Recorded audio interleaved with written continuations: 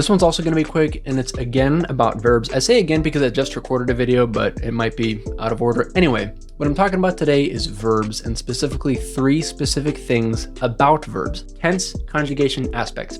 When an action is done, who does it, and how it is done, respectively. Let's touch on those briefly independently. So, tense, when an action is done: past, present, or future.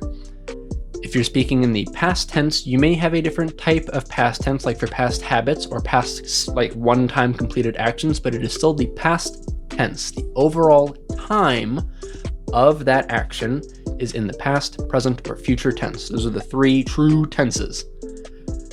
Conjugation reflects who is doing the action. So you have 6 grammatical people in any language: the singular and plural, first, second, and third person. Grammar nerd way to say I, you, he, she, it, we, you all, and they, respectively. All right. And again, whenever you take a verb in the past tense, so when it is being done, you obviously want to show who is doing the action. So in most languages, I do an action is different than you do an action, is different than he does an action. In English, they conjugate less, they change less, verbs do.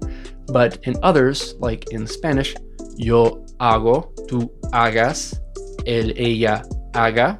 So it does change a lot. And that's really just to make the point. Anyway, moving on to the third and final, because I did intend for this to be short. Aspect is how an action is done.